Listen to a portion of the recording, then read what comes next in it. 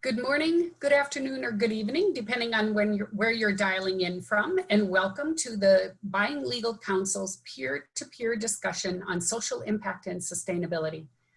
My name is Pamela Cone, as Sylvia mentioned, and I run a consultancy called Amity Advisory, which works with clients in the legal space around social impact and sustainability. And I'm pleased to have with me this morning two guests, experts in this topic, Kelly Hotchkiss, who is a claims category manager and vice president at Swiss Re, and she's based in the UK. Welcome, Kelly.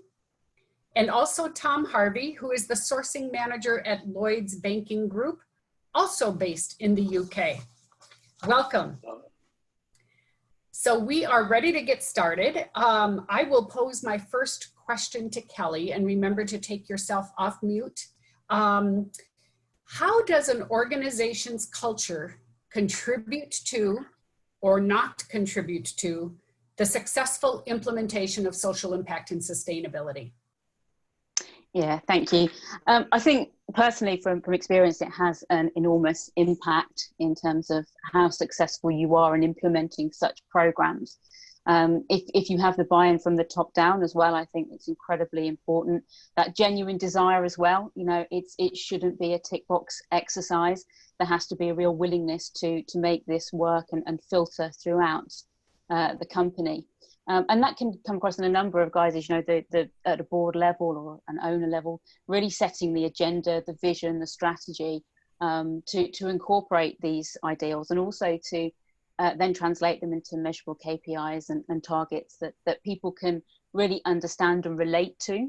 And it's important to have it at that level, but also then to try and filter that down the organization, engage individuals in the process, make sure they're on board with what you're trying to achieve. And I think ongoing training and development in this space is important. I think all of us will recognize how much this area has grown over recent years. And I think people are starting to see that. You know, I was reading a recent article of the IMD, which was saying that, you know, 90% of CEOs recognize the value of these programs. So for them, the importance of getting it through their organization to translate into real action is paramount. And I think we've got lots of great intentions out there, and now we need to just capitalize on them. In terms of how that relates into our roles as procurement professionals, I think if it's embedded within your organizational culture, it makes it so much easier. You know, your stakeholders are already on board with the process, and then together we then take that into our supply chain. And you know, when you're advocating that as your company culture, the vendors can also see how much that's valued. Excellent, thank you. Tom, how would you like to add to that? Yeah, I think the only thing I would probably add to that is, I think here at Lloyds, we take the sort of top down, but also bottom up view as well. So I think one example of that would be us putting food waste bins in all of our locations, or all of our head offices. So that started off with a junior colleague, and that's kind of worked its way up all the way to Gresham Street. And I think what you can see with companies like Facebook as well, where you've had junior colleagues sort of speaking up about far-right hate speech, and that's had probably an impact at a company level, but that's probably led the way to sort of advertiser pullouts and stuff that you can see in the media at this point in time. So I think, yeah, really powerful change that can be had at that junior level as well. And we're actually seeing the powerful change that corporations can drive. It's happening in our world today. Sylvia, this is a good time for our first poll, because I think it talks about how committed is your company. Option 1, very committed. This is supported and tracked by the board. Number 2, somewhat committed. They say all the right things, but resources are not allocated. Or 3, not at all committed. No discussion of these topics at my company.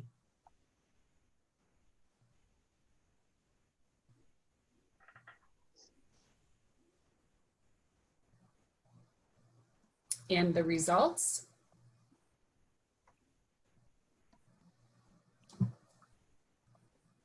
Oh, excellent. 64% very committed and 27% somewhat committed. 9% not at all committed, and I guess I'm not too surprised to see that, although I would suggest and predict that that number is probably decreasing due to societal and stakeholder pressure. Thank you, Sylvia. You know, both of our panelists, and I would also include myself in this, we're in the financial services industry or the professional services industry. But Tom, I know your background is manufacturing. Tell me how sourcing for social impact and sustainability qualities differs in manufacturing than it does in financial services. Absolutely.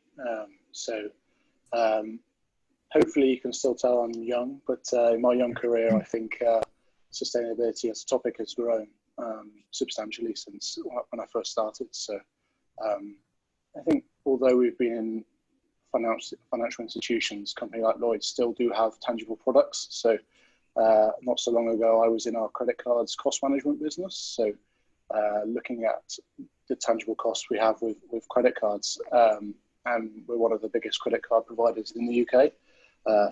Brands such as MBNA looking into costs of those plastic cards that everyone's probably got in their wallets. So I think one of the big challenges that we've got is, of course, those plastic cards are made of plastic.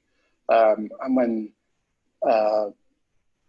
circumstances like American Express pulling out of the European market or changing their market entry, what happens to those cards that have got Amex on them? Well, they end up in the bin. Or they end up in the sea. So if you've got time separately, perhaps have a look at what happens to microplastics in the sea and how much of that ends up in stuff like your fish and your prawns. Those of us who are having dinner not so in a short period of time in the future, perhaps not Google that. But oh, no, light's come off.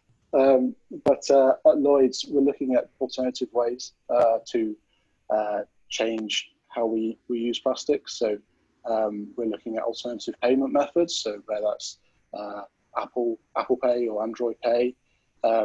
If you didn't think Apple Watches were cool enough, there's also payment rings which you can use to tap sort of London Underground passes, that type of thing. But we're also looking at stuff like titanium cards, cards which have got sugar molecules in them, so it helps break apart the plastic a bit more.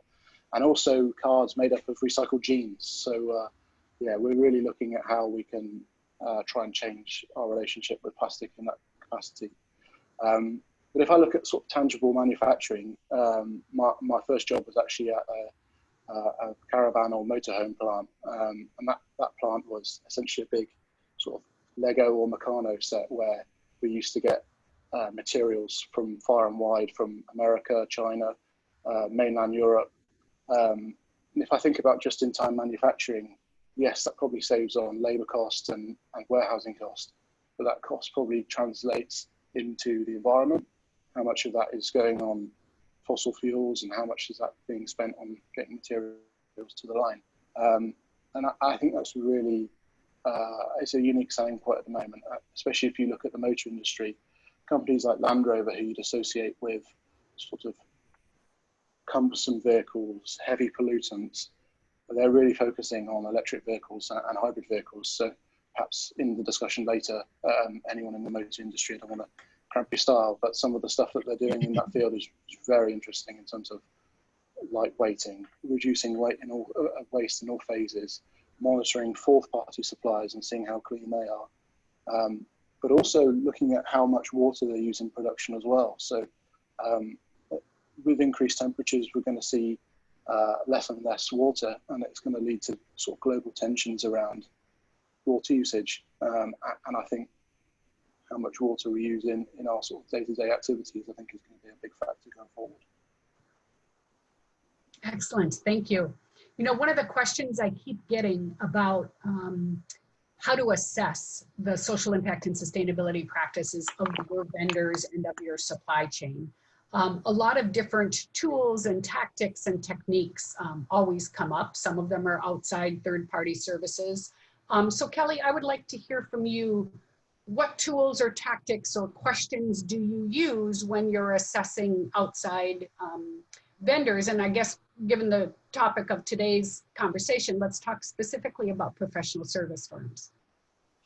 Yeah, I mean, I think when it comes to these types of assessment, there are many ways in which you can approach it, as you've just said.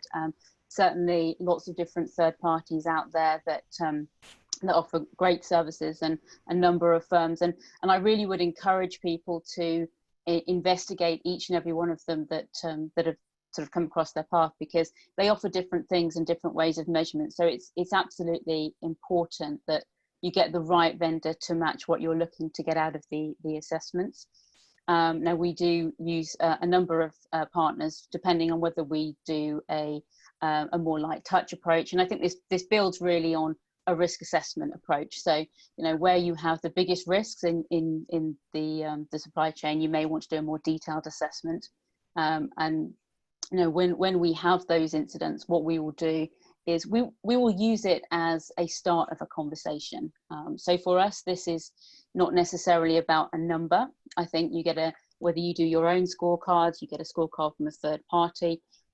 For us, it's about using that, as we do with any performance metric, to start a conversation with your vendor.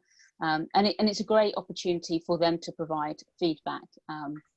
So, you know, for us, we will have a face-to-face meeting as part of our review process. It will be on the agenda for those select vendors that we think it's appropriate to do that assessment. And we'll use it as a knowledge sharing opportunity. And certainly when we drive through any of our initiatives and change, we can share that with them, and vice versa. What we don't do is focus on the number, because I think that is quite dangerous if we start doing that. And we have learned quite a lot from sharing that information, that our vendors have got some great programs that just don't come through because they don't fit the question set. So that's primarily the way that I would approach it, rather than trying to use it as a straight out scoring system. I think as you move along the journey, there's plenty of opportunities, and I think you know, that's something that we potentially will look at the future. But I think at first you have to make sure that you've got the assessment process right. And let me just have one follow-on question to that. Are your professional service providers, in this case law firms, cooperative when they're approached about an assessment or an audit? Are they surprised? Do they ignore it? Do they even know what it's all about? Yeah, no, great question. Actually, you know, I think certainly in this sector, we get some really positive responses. And I don't know whether it's obviously because they're a lot sort of aware of it because of the governance and compliance aspect, but it's never an issue for us. And often they'll be like, oh yeah, we're doing this with company X, company Y, you know, this is something that we've done before. Some of them will do it themselves rather than be driven from a vendor approach, and it's always welcome, and they are keen to understand, and we share with them our thoughts, and likewise, you know, they're keen to learn. And I think it's definitely an area where they want to focus, to learn. So it's a great knowledge sharing opportunity. Mm-hmm. Excellent. Tom, how about at Lloyds? Do you use any sort of outside third parties or tools to assess your external service providers? So internally, we've got sort of our standard code of supplier responsibilities, and we do set some clear expectations from third parties that they need to have equivalent sort of ISOs in place in regards to sustainability and environment. I think as well, something that we do quite well with our panel firms here at Lloyds is we kind of further that and try and set some clear sort of expectations in terms of goals around stuff like sustainability, D&I, and also mental health, which is quite big here at Lloyds. So we're asking suppliers, like, how many times have you actually flagged to your customers that you've been too busy to do a deadline? Because I think one of the things in legal firms is, I know the lawyers do burn the candle at both ends sometimes in order to make deadlines, which is something which is pretty bad for your mental health. So that's something we try to champion during that process.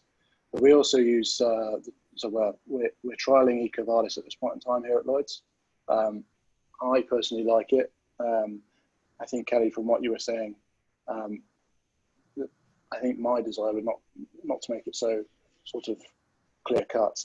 I think there's a bit in between which you can be a bit more flexible Although working with the EcoVadis team, they have been quite flexible in terms of the types of questions you've asked. And we've benchmarked some of the questions with some of our LGBTQ plus colleagues here at Lloyds, and they felt some of the questions didn't quite go far enough in terms of asking the supplier, and we've kind of fed that back, and it's been quite sort of healthy having that discussion, which is good. But it also, flipping it to the other side, it is quite nice having that evidence-based examples of firms in this space, because you would do exactly the same for financial due diligence. It would be great to get into a nirvana state where you're treating the two the same, but I think until we get to that point, perhaps we need to take a little bit of off of this move, if I can use all the acronyms at the same time. Mm-hmm. Well, I think you may have touched on this. Certainly Kelly touched on it. How seriously do you take the scores? Like you said, you use EcoVadis, and your firms fill out the EcoVadis assessment, and it comes back to you and they're given a score. What do you do with those scores? Tom. Yeah, I think that's why we have discussions on these things. I think not just EcoVadis, but sustainability and also D&I and inclusion. Sorry, D&I. It's, you've got the data. What do you do with it? And I think we touched on earlier about the culture, and I think it's important to be talking about these things. But ultimately, it's going to be someone above my personal pay grade to make that decision. But I think it's important to be having the good discussions at least. I don't know your thoughts, Kelly. Yeah, absolutely. And sort of as I said before, it is very much the starting point of the conversations. And, we do use this as an opportunity to align and make sure that there are no obvious immediate gaps, of course, but the main thing for us is that we take it forward and use it as an opportunity to develop. And I think there are so many great things happening in this sector, lots of real change happening, that it's good to see the progress of vendors over time as well, and how that inputs into the process and the scores that they achieve. Yes, excellent. I think this is a good time for the next poll, Sylvia.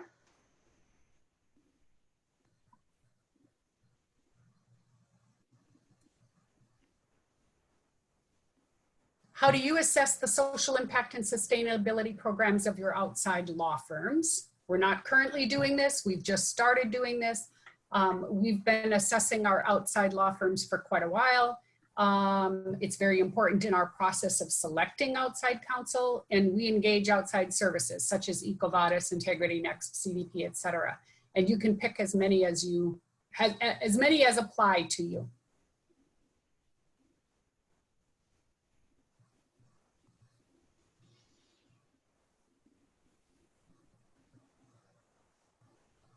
Okay, thank you for voting.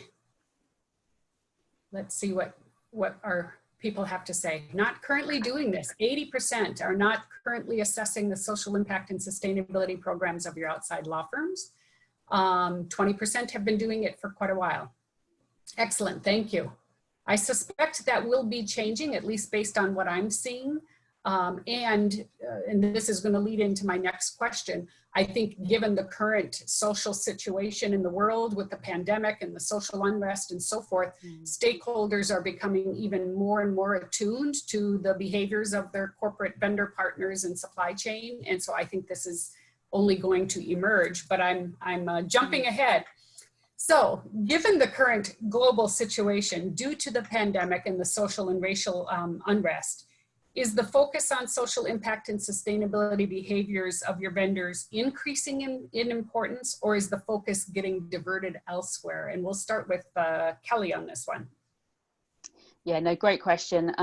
I think sort of, if we're being open about it, I think at the moment, a lot of our, if we talk more outside and more general of vendors, we're still in a situation where people are reacting to the pandemic and making sure that, they're surviving as a business. But I think sort of as we start to emerge from this, it's I can't see it being anything other than more of a sustained focus in terms of what we're doing in this area, because it's brought to light a lot of issues that have got a lot of media attention, and I think society as a whole is now starting to focus on those. Whilst we knew that they were there, but were we really focusing on them? And I think now you start to look at the environmental impacts and certainly the socio-economic issues that have arisen out of this. I think for businesses going forward, they're going to have to be focusing on their approaches to sustainability and social impact to survive. I mean, I think we're in a world at the moment where it's very much a competitive advantage, but I think as we progress on this journey, it's going to become more of a basic requirement. Mm-hmm. Yeah, I absolutely agree. Tom, do you want to comment on that? Yeah, I mean, in terms of sustainability, I don't know if it's the same with all of the firms that are on the call, but bureaucracy as a general sort of theme in work is sort of being reduced at the moment. We're being more agile. More of the decision making is coming out of the sort of director sphere and coming down to the managers. So the flexibility, working from home, less travel, that's quite sustainable. Not having cars on the road, and obviously it's very nice for a travel budget as well. And I think that's leading to sort of saying, well, we can do all this. We could have done this all along. What else could we do differently and become more sustainable? And it's going to be the same for all of our suppliers as well. So it's almost like an open door in terms of having that discussion. And I think in terms of the social justice piece as well. So I live in Bristol, and I think we've got international fame now in terms of our response to the George Floyd process and us tearing down statues. I think, again, it's the right time to be having that discussion. It's obviously a difficult discussion, but that doesn't mean we shouldn't have it.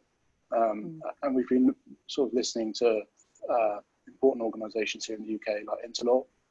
They've been very informative around,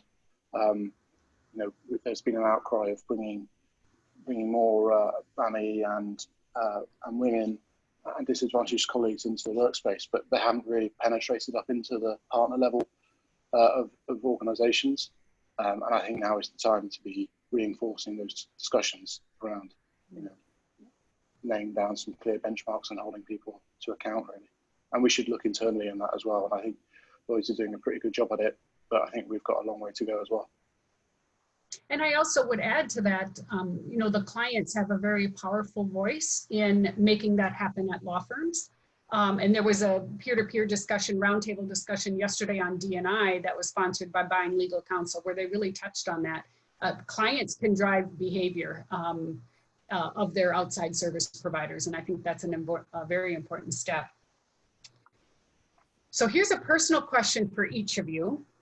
What do you wish you knew now? What do you wish you knew at the beginning of your career that you know now? Let's start with Tom. I'd probably say just don't wait for someone to sort of kickstart a process. So those of you that were in the kind of, we don't really look at this yet, I would probably, 10 years ago, people were saying, oh, we want to sort this out for our kids' generation. And obviously I'm growing old in the kids' generation. It's going to be my kids that we take care of, and we can't just keep pushing that out of the way. So if I look at a UK government perspective, I mean, we've just defunded sustainable energy sources, and I think we've got net zero for 2050, but you could argue that's not really ambitious enough. So I think at Lloyds, we're trying to mirror what the government is saying, and you could argue that's probably not being ambitious enough. I think we're doing good things in terms of planting 1 million trees for every year for the next decade, which is good, but I think it's what else could we do more? Unfortunately for us American colleagues on the phone, perhaps some of your government officials not believing in climate change, that's probably something that you might be able to change coming up. But people in glass houses shouldn't throw stones. Sure. I couldn't agree with you more. Kelly. Yeah, I would echo that. Certainly don't be afraid to initiate discussions, talk to your vendors, talk to your colleagues, just knowledge share and listen. I think it's very important to invest the time in this. It's quite a large subject, and you do need to give it the time that it deserves, and also make it relevant to your organisation. Understand about the journey that your company's going on, and what you can do to support that. And don't be afraid to keep reassessing, reevaluate, keep asking those questions, and map out where you want to get to, and acknowledge that maybe we're not there yet, but have a view of where you want to get to, and how you're going to get there. Mm-hmm. Excellent. Okay, final question. What advice would you give the legal industry? What could and should the legal industry be doing with respect to social impact and sustainability? And Kelly, I'll start with you. Yeah, I mean, I think we've touched on this before, but this is not something that's going to go away. So, you know, we need to ensure that we get on the page with this, and we start to listen to what's happening out there, how we can make a change, and don't just look to your immediate company. You know, I think if recent events have highlighted anything, it's this interconnectivity that we have, and how we can help more widely. And it's going to be an interesting challenge, you know, as we go into sort of a post-COVID world. You know, the economy is going to struggle, and there's going to be some really difficult decisions. So I think there's going to have to be some brave decisions that are made as well. But I do think now is a great time to do that. If you've not already started, you know, it's a really good window of opportunity, because people are listening to what's happening. And I would argue that companies don't really have a choice anymore to ignore it. Yeah. Right? Yeah, completely agree. Yeah, Tom, what do you think the legal industry could or should be doing to pursue better social impact and sustainability practices? So I think it's probably easy to say, as a service industry, there should be less overheads in terms of, I guess, I discussed when I talked about manufacturing in terms of water and actual products you can try and save some of the waste on. But I think there's an opportunity there to be a bit more ambitious in terms of your goal setting, and then perhaps looking at your supply chains, your suppliers of your suppliers. You know, what are their practices? Could we be lobbying them to be becoming more greener? And it's again having those conversations with third and fourth parties that hopefully means that as a collective we can start to address some of these issues. Yep, excellent. And somebody mentioned earlier about travel, and I think the pushback I had been getting pre-COVID from my professional service clients were, oh, well, we have to travel to see our clients, and that's just part of the business, and we can't make changes to that. Well, I think COVID has taught us that we can continue to serve our clients with less travel. And I am hopeful that even post-COVID, we have figured out how to do business with less travel, and that we don't go back to the immediate jumping on a plane every time you feel like you have to have a meeting with a client. So I think some of the lessons of COVID will actually serve us well going forward if we keep them in mind and not revert back to old bad habits. Yeah. So with that, I would love to thank you, Kelly and Tom, for your wise insights on this topic.